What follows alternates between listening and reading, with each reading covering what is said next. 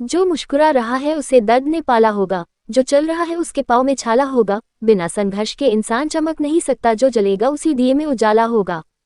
संघर्ष, क्यों बचे संघर्ष से? संघर्ष ही तो जीवन की आत्मा है। जितना कठिन संघर्ष होगा उतनी ही शानदार जीत होगी। एक बार एक किसान भगवान से बहुत ही नाराज हो गया। किसान बहुत मेहनती था, बहुत मेहनत से वह खेतों में अनाज उगाता, उसकी देखभाल करता, पर अक्सर उसकी फसल खराब हो जाती। कभी सूखा पड़ जाता, कभी बाढ़ आ जाती, कभी तेज धूप, कभी आंधी, कोई न कोई कारण बन ही जाता कि उसकी फसल खराब हो जाती। एक दिन वह किसान गुस्से में आसमान की ओर देखकर भगवान से कहा, हे ईश्वर, आपको लोग सर्वज्ञता मानते हैं कि आप सब जानते हैं, कहते हैं कि आपके इच्छा के बिना एक भी पत्ता नहीं हिलता, पर मुझे तो लगता है कि आप छोटी सी छोटी बात भी नहीं जानते। आपको तो ये भी नहीं पता कि खेती बाड़ी कैसे करते हैं। अगर आप जानते होते तो हर समय जो बाढ़, आंधी और तूफान आते हैं वो कभी नहीं आते। आप नहीं जानते कि कितना नुकसान उठाना पड़ता है हम किसानों को। यदि आप मेरे हाथ में यह शक्ति दे दे कि जैसा मैं चाहूँ वैसा मैं मौज कर दूं, फिर आप देखना मैं अन्न के भंडार लगा दूंगा। भगवान इस किसान के तीखे वाक्य सुनकर मुस्कुरा रहे थे और वह किसान के सामने प्रकट होकर बोले, मैं आज से तुझे यह शक्ति देता हूँ कि तुम अपनी खेतों पर तुम्हारी जैसी इच्छा ही तुम वैसा मौज कर दोगे। मैं बिल्कुल भी दखल नहीं दूंगा, तुम्हारी इच्छा से सब कुछ होगा। किसान बहुत खुश हो गया। किसान ने गेहूं की फसल अपनी खेतों में बोई। जब उसे लगा कि खेतों को धूप चाहिए तो खेतों को धूप मिले, जब पानी बरसना चाहिए तभी पानी, वर्षा, आंधी, तूफान, बाढ़, कुछ भी उसने अपने खेतों पर आने नहीं दिया। किसान के खेत में इस वर्ष ऐसी फसल हुई जैसी कभी नहीं हुई थी।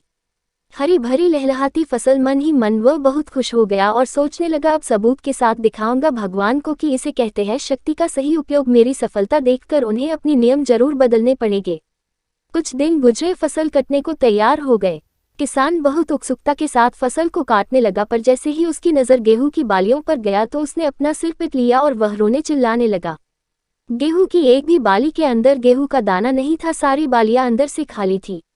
किसान बहुत दुखी हो गया। उसने भगवान को रोते हुए फिर पुकारा, हे प्रभु, तुमने ये मेरे साथ क्या किया? क्या तुमने मुझे कोई सजा दी? भगवान बोले, पुत्र, ये तो होना ही था। तुमने पौधों को संघर्ष करने का मौका ही कहाँ दिया? ना तो तुमने उन्हें आंधियों से जूझने दिया, ना तेज बारिश से सहने दिया और ना ही धूप में तपने दिया।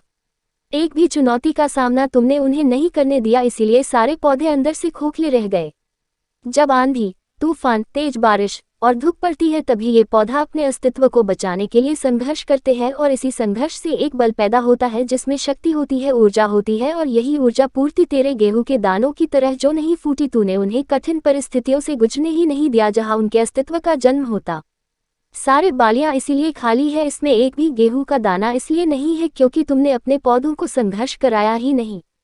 याद रखिए, स्वर्ण में सवर्णीय आभा तभी आती है जब वह आग में तपने, गलने और हथौड़े से पीटने जैसे संघर्षों से गुजरता है।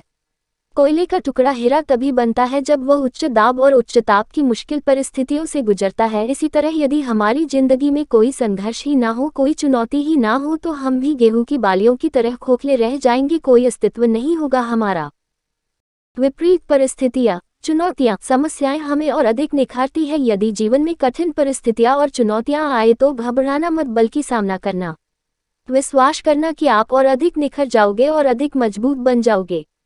किसी ने कितना सही कहा है, जिंदगी जीना आसान नहीं होता, बिना संघर्ष कोई महान नहीं होता। जब तक न पड़े हथौड़े की चोट तब तक पत्थर भी भगवान नहीं होता।